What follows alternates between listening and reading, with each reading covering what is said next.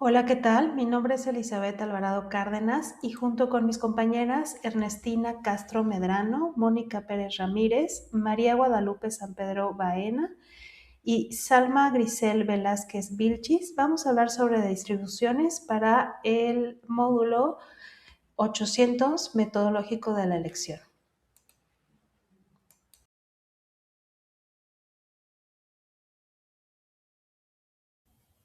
El primer tema que vamos a abordar son los modelos de probabilidad en psicología. Los modelos de probabilidad en psicología nos van a ayudar para comprender, analizar y tomar decisiones sobre los fenómenos psicológicos que estudiamos en esta ciencia, ya que nos permiten evaluar si los resultados se deben a variables psicológicas o simplemente al azar. Ahora vamos a estudiar su utilidad. En primer lugar, permiten evaluar el grado de certeza en las afirmaciones psicológicas. Como ya sabemos, en psicología, la mayoría de las conclusiones no son absolutas, sino probabilísticas. Por ello, los modelos de probabilidad ayudan a estimar qué tan probable es que una hipótesis sea verdadera o falsa. Como menciona Silva, las proposiciones psicológicas no tienen certeza absoluta, sino que su validez se evalúa mediante la probabilidad. Esto constituye la base de la inferencia estadística, que permite determinar el grado de veracidad de una afirmación. Por ejemplo, cuando un psicólogo afirma que una terapia reduce la ansiedad, el modelo probabilístico nos va a ayudar a saber si es reducción real o un producto al azar. Número 2. Ayudan a diferenciar entre resultados aleatorios y efectos reales. Uno de los principales usos es comparar los datos observados con modelos probabilísticos teóricos. Si los datos difieren significativamente de lo esperado, se concluye que existen factores no aleatorios involucrados. Esto permite validar intervenciones psicológicas, evaluar tratamientos clínicos o analizar programas educativos o conductuales. La inferencia estadística utiliza estos modelos como criterio para determinar si las diferencias entre grupos son significativas o solo reflejan una variación aleatoria. Número 3. Facilitan la toma de decisiones en investigación psicológica. Los modelos probabilísticos son esenciales para diseñar experimentos, seleccionar muestras, analizar resultados y tomar decisiones basadas en la evidencia. Por ejemplo, determinar si un tratamiento conductual es eficaz, evaluar la adherencia al tratamiento y analizar la probabilidad de recaída en trastorno psicológico. Número 4. Permiten estudiar la conducta desde una perspectiva cuantitativa. Los psicólogos usan distribuciones probabilísticas para representar variables psicológicas como respuestas conductuales, pensamientos depresivos, niveles de ansiedad, frecuencia de conductas. Estas distribuciones empíricas se obtienen a partir de datos reales y se comparan con distribuciones teóricas para evaluar diferencias. Esto contribuye a objetivar la conducta, medir fenómenos psicológicos y predecir patrones conductuales. Número 5. Permiten hacer predicciones y generalizaciones. Los modelos probabilísticos ayudan a predecir el comportamiento futuro de una población con base en muestras. Por ejemplo, probabilidad de éxito de un tratamiento, riesgo de desarrollar un trastorno o la probabilidad de recaída. Estas predicciones son fundamentales en áreas como psicología clínica, psicología de la salud y psicología educativa. Número 6. Fundamentan el análisis de variables aleatorias. En psicología, muchas variables se consideran variables aleatorias. Los modelos de probabilidad permiten analizar su distribución, comprender su variabilidad e identificar patrones. Esto hace posible estudiar fenómenos complejos de manera. Número 7. Contribuyen a la evaluación y mejora de intervenciones. En áreas como la terapia cognitivo-conductual, los modelos probabilísticos sirven para evaluar resultados terapéuticos, analizar el cambio conductual y medir la efectividad de técnicas. Entonces, podemos concluir que los modelos de probabilidad en psicología sirven para dar rigor científico al estudio de la conducta y los procesos mentales. Esto permite analizar datos, validar hipótesis, tomar decisiones clínicas y predecir resultados. Gracias a ellos, la psicología puede diferenciar entre cambios reales y aquellos que ocurren por azar, fortaleciendo su carácter científico y basado en evidencia.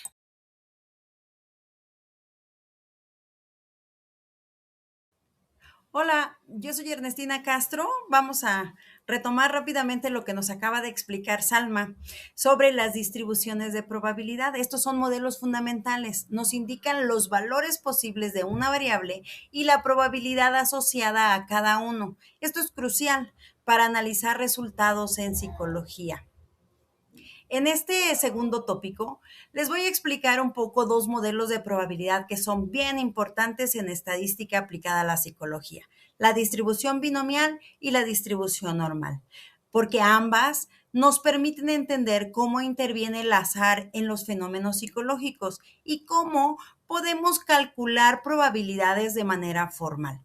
Aunque las dos trabajan con probabilidad, se aplican en situaciones distintas, dependiendo del tipo de variable que estemos analizando. En el caso de la distribución binomial, la utilizamos cuando trabajamos con variables discretas, es decir, una variable discreta es aquella que se puede contar y solo toma valores enteros, como por ejemplo el número de respuestas correctas, el número de personas que presentan un síntoma o el número de casos que muestran un determinado resultado. La binomial entonces se aplica cuando cada caso puede tener únicamente dos posibles resultados. A esto se le llama ensayo de Bernoulli. Es decir, cada ensayo solo puede tener o éxito o fracaso. En psicología, por ejemplo, pues el éxito lo podríamos considerar a lo mejor cuando un paciente mejora o que una respuesta sea correcta o que un tratamiento funcione. Pero ojo, no podemos tener 2.5 o 3.5 de pacientes que mejoraron o 2.8 de respuestas correctas. Estas son cantidades contables, tienen que ser números enteros.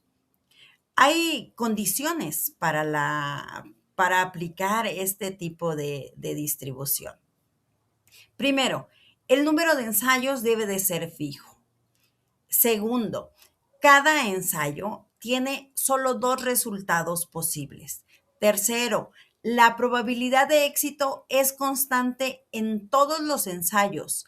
Y cuarto, los ensayos son independientes entre sí. Si estas condiciones se cumplen, entonces sí podemos aplicar la fórmula de la distribución binomial. Esta fórmula viene dada por PDR, que es igual a C de n de R multiplicada por P elevado a la N por Q elevado a la N menos R. Voy a explicar rápidamente porque es importante entender qué significa cada uno de estos parámetros y no solo venir y sustituir números. Primero, P de X igual a R o P de R significa la probabilidad de que esta variable tome exactamente el valor R. En otras palabras, la probabilidad de obtener exactamente R éxitos. Ahora, C de regularmente se escribe también N, R, yo lo puse en el formato adecuado aquí, N de R. Esta es la combinación, representa el número de maneras diferentes en que pueden ocurrir estos R éxitos dentro de los N ensayos. Es decir, si tenemos varios casos, los éxitos pueden estar distribuidos de distintas formas dentro del grupo. No estamos preguntando cuál caso tuvo éxito primero y cuál después. Lo único que nos interesa es cuántos éxitos hay en total dentro del conjunto. Entonces, lo que contamos son las distintas maneras en que estos éxitos pueden distribuirse entre todos los ensayos, sin importar el orden en el que aparezcan. Después en la fórmula tenemos P elevado a la R. La letra P representa la probabilidad de éxito en un ensayo. Cuando lo elevamos a la R significa que estamos multiplicando la probabilidad de éxito tantas veces como éxitos queremos obtener. Luego aparece Q elevado a la N menos R. Q es la probabilidad de fracaso, que también es igual a 1 menos P. Y el exponente N menos R representa la cantidad de fracasos que habrá en el conjunto. Bueno, En conjunto, la fórmula hace dos cosas. Primero, calcula la probabilidad de que una configuración específica de éxitos y fracasos multiplicando por P a la R por Q a la N menos R. Después, multiplique ese resultado por el número de configuraciones posibles, que es la combinación. Y así obtenemos la probabilidad total de que ocurran exactamente R éxitos dentro de N ensayos. Vamos a ver rápidamente un ejemplo práctico. En un estudio clínico sabemos que en promedio o de manera general aproximadamente 2 de cada 10 personas pueden mejorar con el tiempo aunque no reciban una intervención específica. Es decir, un 20% más o menos mejoran con el tiempo. Entonces, si aplicamos una nueva terapia a 15 personas, la pregunta es, ¿qué probabilidad hay de que exactamente 10 mejoren solo por azar? Bueno, pues lo primero que hacemos es verificamos si es un caso binomial. ¿Cómo? Tenemos 15 personas, es un número fijo. Cada persona puede o no mejorar. Tenemos ya dos posibles resultados. La probabilidad es constante de 0.20 o del 20% y asumimos independencia. Entonces, aquí sí podemos usar una distribución binomial. El paso 2 es identificar los valores. Ya tenemos el número de personas, que es N, que son los 15 pacientes, los casos de éxito que buscamos, que es el R, que son 10, la probabilidad, de éxito, que es de 0.20, y Q, que ya dijimos que era 1 menos P, que es de 0.80. Ya con estos valores identificados, pues simplemente escribimos la fórmula y lo sustituimos ahí. En el cuarto paso, pues hacemos ya la resolución. Lo ideal, pues, es hacerlo por separado para que no nos compliquemos con la extensión de números. Y una aclaración rápida nada más, cuando calculamos la combinación, el C de N, R, usamos factorial. Eso significa el simbolito de la exclamación invertida. Esto significa que vamos a multiplicar ese número por todos los enteros positivos menores que él hasta llegar a 1. Por ejemplo, si tuviéramos 5 factorial, entonces sería 5 por 4 por 3 por 2 por 1. En la fórmula de combinaciones, pues es un poquito más fácil porque muchos términos se simplifican. Esto hace un cálculo mucho más manejable. Entonces, hacemos cada uno de los cálculos. En el último paso, multiplicamos todo de acuerdo a la estructura de la fórmula y el resultado, al resolver esto, pues obtenemos una probabilidad muy pequeña.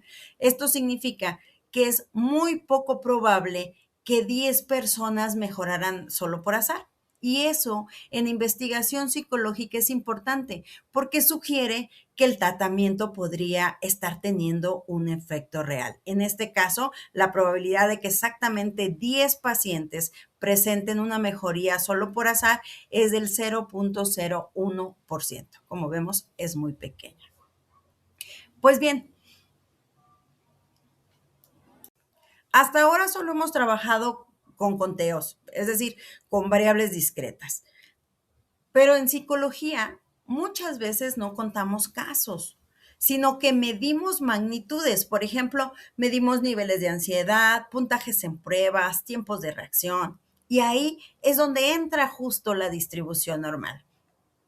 Esta se usa cuando trabajamos con variables continuas. Si se acuerdan, en la binomial trabajábamos variables discretas. Aquí trabajamos variables continuas. Esta puede tomar muchos valores dentro de un intervalo. Por ejemplo, cuando hablamos, como les decía, de los puntajes de ansiedad, del coeficiente intelectual, niveles de autoestima, tiempos de reacción. No contamos eventos, recuerden, medimos magnitudes. La distribución normal tiene una forma de campana, es simétrica y la media, la mediana y la moda coinciden justo en el centro. Además, el área total bajo la curva es igual a 1. Esto es muy importante porque representa el 100% de la probabilidad. La distribución normal está definida por dos parámetros. Mu, que es la media, y la desviación estándar, que es sigma. Esta desviación estándar nos dice qué tan dispersos están los datos. También tiene una regla empírica, que es una característica muy importante. Aproximadamente el 68% de los valores se encuentran dentro de una desviación estándar respecto a la media. El 95% dentro de 2 desviaciones estándar y el 99.7% dentro de 3 desviaciones estándar. Esto nos permite identificar qué tan común o qué tan extremo es un valor dentro de una población. Aunque la distribución normal tiene una fórmula, que es esta que estamos viendo aquí, es una fórmula matemática, pues calcular directamente el área bajo la curva es complicado porque, pues como ven, implica resolver una integral, no es nada sencilla de hacerse manualmente. Por eso se construyeron tablas con las áreas ya calculadas. La tabla Z nos permite encontrar de manera práctica la probabilidad acumulada para un valor específico. Podemos encontrarla en la literatura así como la tabla de probabilidad acumulada o la tabla Z. Para calcular las probabilidades en la distribución normal, entonces, necesitamos transformar nuestros valores a puntuaciones Z para poder buscarlas en esta tabla. Y utilizamos esta fórmula. Z es igual a X menos mu sobre sigma. Esto nos indica cuántas desviaciones estándar se aleja un valor respecto a la media. Básicamente, estamos estandarizando el valor para poder utilizar la tabla Z. Vayamos aquí al ejemplo rápido, práctico. Imaginemos que en una universidad se aplica una escala de ansiedad a un grupo grande de estudiantes. Sabemos que los puntajes siguen aproximadamente una distribución normal, con una media de 50 y una desviación estándar de 10. Y queremos saber qué proporción de estudiantes obtiene un puntaje mayor a 70. Para esto, pues igual identificamos los valores. Ya sabemos que la media es igual a 50 y la sigma o la desviación estándar es igual a 10. Muy bien, pues con estos valores de media y desviación estándar, asumimos una distribución normal y nuestro siguiente paso es tipificar o calcular Z. Ya escribimos la fórmula y sustituimos los valores que ya tenemos identificados. El paso 3 es buscar en la tabla de distribución normal estándar o en la tabla Z, como les comentaba, para Z igual a 2. La tabla es gigantesca, yo solo hice una pequeña extracción para dar el ejemplo. Entonces buscamos Z igual a 2 y nos da 0.9772.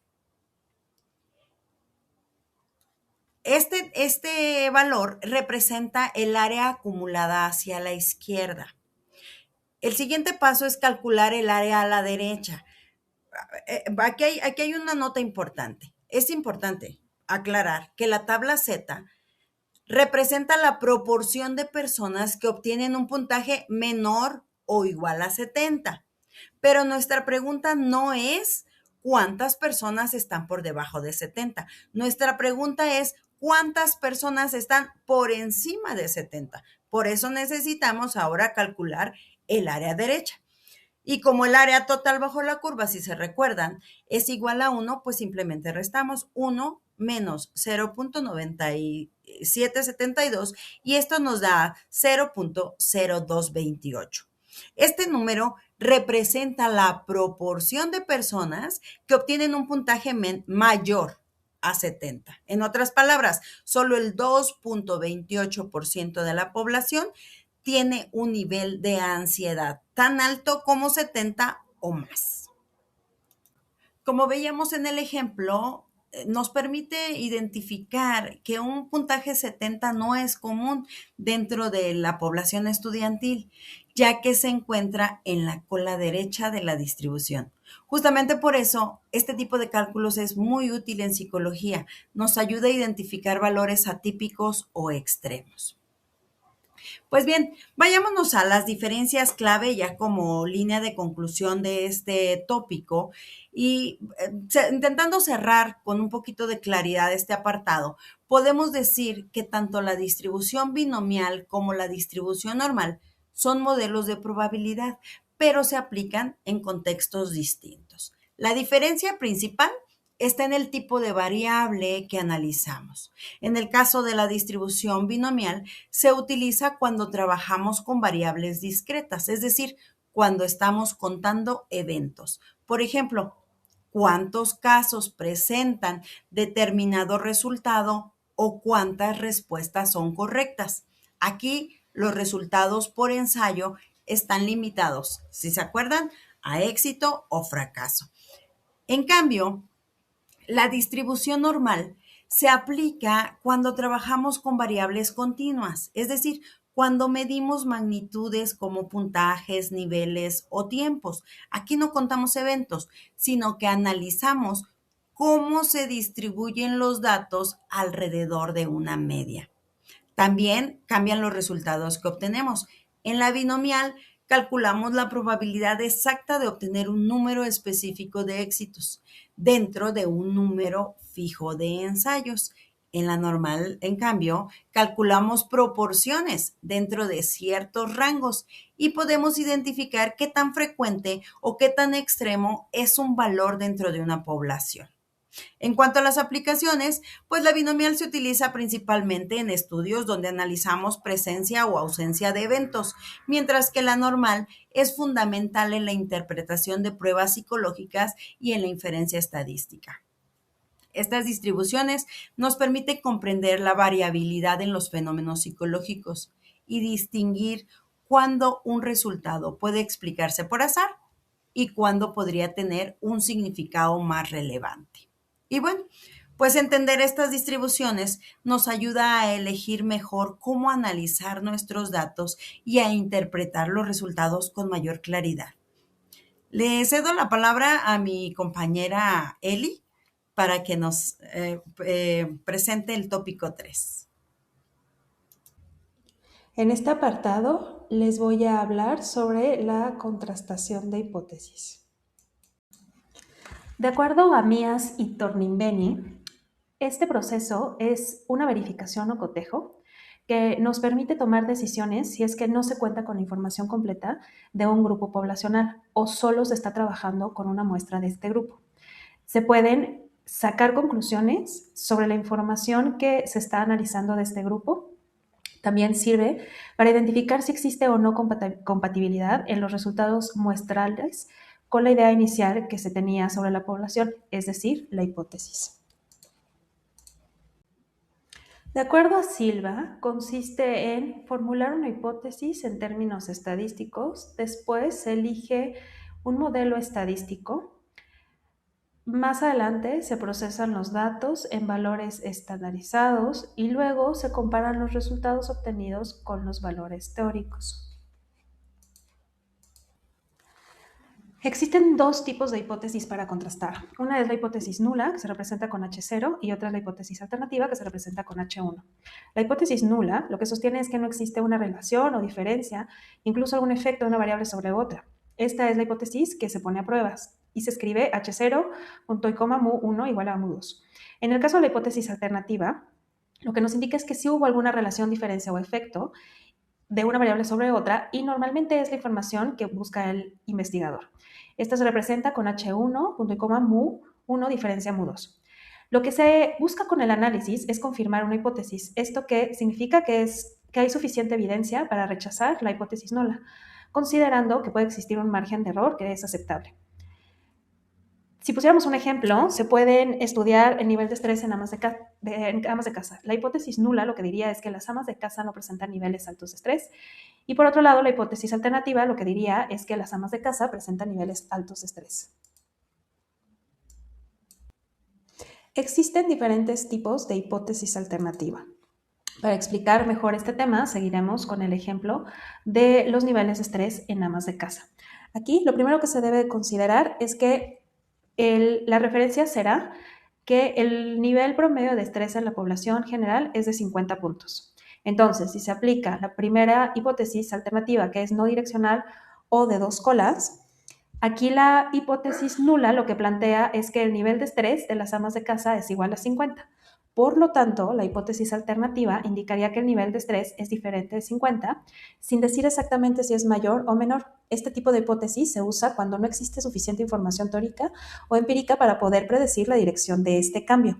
El segundo caso sería la hipótesis alternativa direccional o de una cola. En este ejemplo se mantiene la hipótesis nula de que el promedio es de 50 del nivel de estrés, pero la hipótesis alternativa lo que plantea es que el nivel de estrés de las amas de casa es mayor que 50. Este tipo de hipótesis se emplea cuando la teoría o la experiencia previa gracias a ella se puede anticipar la dirección del resultado. Un tercer caso es la hipótesis alternativa exacta. Aquí lo que se pone es la dirección del cambio y la magnitud. Por ejemplo, se puede proponer que el nivel de estrés de las amas de casa es más de 7 puntos que 50. Este tipo de hipótesis se emplea cuando el investigador puede establecer un valor específico que considera relevante. Por último, está la hipótesis alternativa inexacta. En este caso, se plantea que el nivel de estrés es mayor que 50, pero no se dice cuánto es mayor. Finalmente, para emplear estos tipos de hipótesis alternativas, se tiene que tener claro cuál es el grado de precisión con el que se plantea la diferencia, porque esto va a influir directamente en la forma en la que se van a contrastar. En cuanto al nivel de significancia, este es un elemento clave para tomar en cuenta a la hora de contrastar las hipótesis. Este valor se refiere a la seguridad que se tiene de generar los resultados, es decir, el porcentaje que se va a considerar mínimo de error, que puede ir el 5%, que es el más usado, o un 1%, lo cual significaría que tenemos o un 95% de seguridad o un 99% de seguridad. Cuando se hacen estas contrastaciones de hipótesis, es posible que ocurran dos tipos de errores. El 1 puede rechazar la hipótesis nula cuando en realidad es verdadera y el 2 no rechaza la hipótesis nula cuando en realidad podría ser falsa. La decisión final se toma cuando se comparan los resultados de la muestra con lo que se espera si la hipótesis nula fuera cierta. Si el resultado pudiera ser poco probable, bajo esta hipótesis se rechaza. Si es esperable, entonces se mantiene.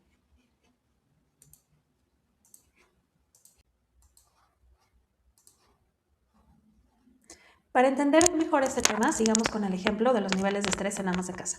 Como ya se había mencionado, la hipótesis nula es que las amas de casa no presentan niveles altos de estrés y la hipótesis alternativa es que las amas de casa presentan niveles altos de estrés. Se tiene que aplicar una escala de estrés a un grupo o muestra de amas de casa que tengan cierto tipo de características. Estas las define el investigador. Si los resultados que se obtienen son muy poco probables, bajo la hipótesis nula, entonces lo que sucede es que se rechaza esta hipótesis nula y se concluye que existe evidencia de que las amas de casa presentan altos niveles de estrés. Por el contrario, si el resultado es lo esperado dentro del margen de error, que se acepta que es menor al 5%, la hipótesis nula no se rechaza. Entonces existe evidencia de que las amas de casa no presentan niveles altos de estrés. Mi nombre es Mónica Pérez y yo les voy a hablar sobre la relación entre el nivel de significancia y el azar. El nivel de significancia y el azar son conceptos fundamentales en la estadística inferencial, especialmente en pruebas de hipótesis, donde el primero establece un umbral para distinguir efectos reales de variaciones aleatorias. Su relación se centra en controlar la probabilidad de atribuir un resultado al azar cuando no lo es. La estadística inferencial implica modelos de razonamiento lógico y reglas de lenguaje para formular conclusiones generalizables a la población mediante el establecimiento de conjeturas e hipótesis basadas en pruebas matemáticas de distinta naturaleza que hacen posible aceptarlas como afirmaciones válidas dentro de unos márgenes de confianza.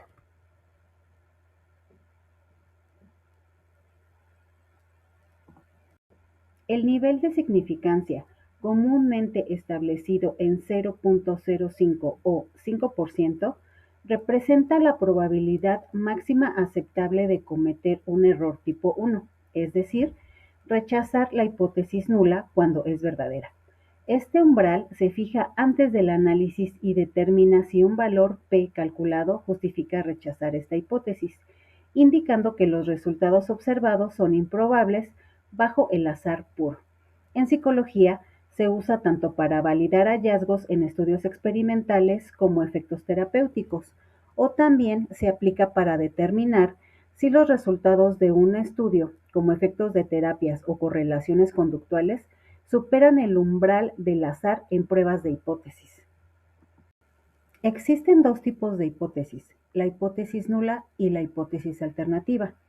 La hipótesis nula es un argumento tentativo que propone la veracidad de una hipótesis sobre las características de una población, y la hipótesis alternativa es una hipótesis que es alternativamente verdadera si la hipótesis nula es falsa.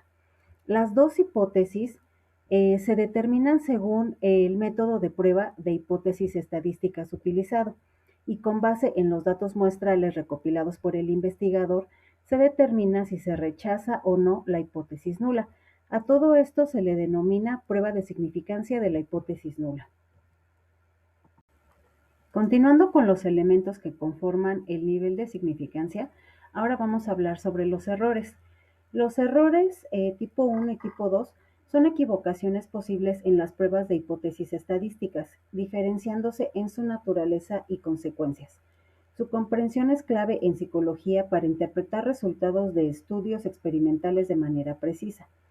El error tipo 1 se produce al rechazar la hipótesis nula, cuando ésta es verdadera, conocido como falso positivo. Su probabilidad es el nivel de significancia, usualmente 0.05 o el 5%, que representa el umbral de riesgo aceptado para este error. Por ejemplo, diagnosticar un efecto terapéutico que en realidad es azar. El error tipo 2 ocurre al no rechazar la hipótesis nula, cuando es falsa o falso negativo. Su probabilidad es beta y se relaciona inversamente con la potencia del test 1 menos beta, dependiendo del tamaño muestra y del efecto real. Por ejemplo, fallar en detectar un verdadero impacto en la intervención conductual. En las pruebas de hipótesis, A y beta mantienen una relación inversa, ya que reducir uno tiende a aumentar el otro. Esta dinámica busca equilibrar la precisión en la toma de decisiones estadísticas, especialmente relevante para validar intervenciones terapéuticas. A es la probabilidad de rechazar la hipótesis nula, cuando es verdadera, error tipo 1 o falso positivo. Beta representa la probabilidad de no rechazar la hipótesis nula, cuando es falsa, error tipo 2 o falso negativo, mientras que la potencia 1 menos beta mide la capacidad de detectar efectos reales. Ahora vamos a hablar del azar. Este se refiere a la variación aleatoria inherente en los datos, derivada de errores aleatorios que no se pueden eliminar por completo y que afectan todas las observaciones, por ejemplo, el clima, el estado de ánimo de una persona, un error milimétrico al medir. En inferencia estadística representa la posibilidad de que los resultados observados ocurran por fluctuaciones causales, sin un efecto real subyacente, modelado mediante distribuciones de probabilidad. Este factor se evalúa mediante el valor P, que cuantifica la probabilidad de obtener datos tan extremos o más, asumiendo que la hipótesis nula es cierta. El valor P es un número que mide qué tan suertudo podría ser para obtener los resultados si en realidad no hubiera algún efecto real. El valor P alto es como si, vamos a poner el ejemplo de lanzar una moneda, como si en 10 lanzamientos salen 6 caras. Es algo muy común, así que probablemente no solo sea azar. No hay pruebas suficientes para decir que la moneda está truqueada. Un valor P bajo, usualmente es menos del 0.05, es como si lanzas la moneda 10 veces y las 10 veces sale cara. La probabilidad de que esto pase por pura suerte es tan pequeña que decides dejar de creer en el azar y empiezas a creer que hay un efecto real, es decir, que la moneda está truqueada.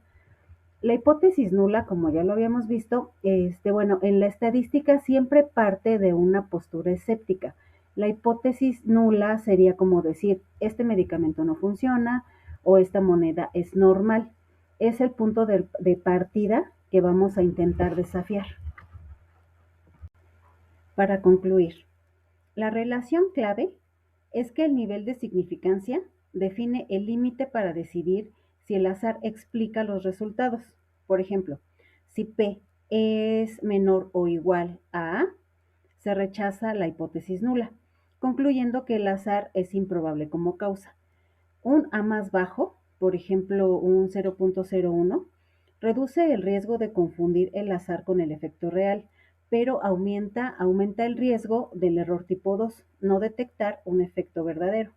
En contextos psicológicos, esta relación asegura que conclusiones sobre intervenciones conductuales no se deban solo al azar.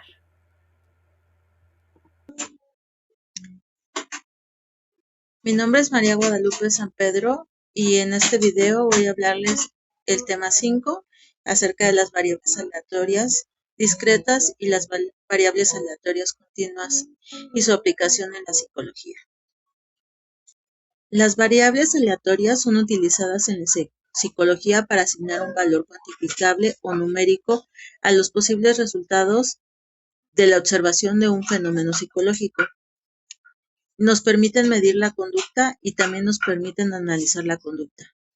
En la estadística aplicada a la psicología, estas variables son sumamente importantes porque de esta manera vamos a poder medir fenómenos psicológicos y vamos a poder analizarlos de manera objetiva.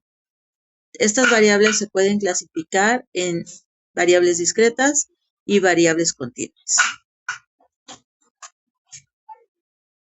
En cuanto a las variables aleatorias discretas, a estas se le asigna un valor que es individual y que es cuantificable, por lo que no existen valores intermedios. No se admiten valores decimales ni medios debido a que estas deben ser absolutas. Por ejemplo, no podemos decir que una persona asistió a 2.5 sesiones o 2.5 de terapia, sino que asistió a 2 o 3, pero no existen puntos medios. Para ejemplificar las variables aleatorias discretas, podemos observar a una persona a quien se está diagnosticando con trastorno obsesivo compulsivo. Para entenderlas, podemos ver que la variable sería lavarse las manos. ¿Cuántas veces al día lo hace? Por ejemplo, si se lava 7 veces al día las manos o lo hace 10. De esta manera se pueden medir los síntomas y se les asigna un valor. O bien, para asignarle un valor a una variable sobre la adherencia al tratamiento, podemos medir cuántas veces se asistió a sus sesiones terapéuticas, o bien, si es un tratamiento médico tomado, cuántas veces tomó este medicamento.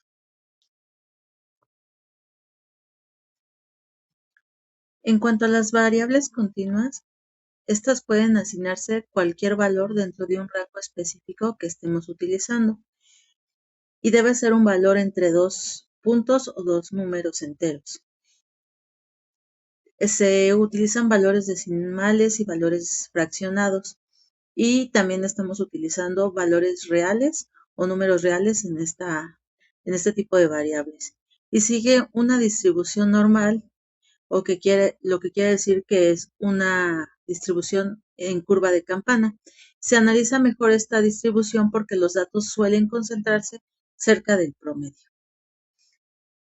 Para poder entender mejor esta variable en cuanto al tiempo que se presenta una conducta, hablamos de un tiempo que hay entre que una persona tuvo un episodio de ansiedad y el siguiente episodio. A esto diríamos que es un intervalo en el que se presenta una conducta. Y este episodio o este tiempo de intervalo puede ser, por poner un ejemplo, de 3 horas con 30 minutos. O bien, en la escala para medir la depresión, el resultado puede ser de un 3.5 o un 3.2, por poner solamente un ejemplo. Y se utiliza también para medir el tiempo en el que se aprende una conducta. En este caso, podría ser que a un niño le tome 5 minutos aprender a armar un rompecabezas y que con la práctica solo lo haga en 4 minutos con 20 segundos. En cuanto a las variables y su relación con las hipótesis, es importante recordar que para formular una hipótesis es necesario conocer las variables, ya que las hipótesis se construyen a partir de estas. Y identificar si son discretas o continuas permite elegir el análisis estadístico correcto, ya sea binomial para las variables discretas o normal para las variables continuas. Por último, el análisis binomial se utiliza cuando trabajamos con variables aleatorias discretas que solo tienen 2 posibles resultados. Por ejemplo, éxito o fracaso o ausencia, y presencia de una conducta. Y el análisis de distribución normal, que es usado cuando tenemos variables continuas, como el nivel de estrés o el tiempo de reacción.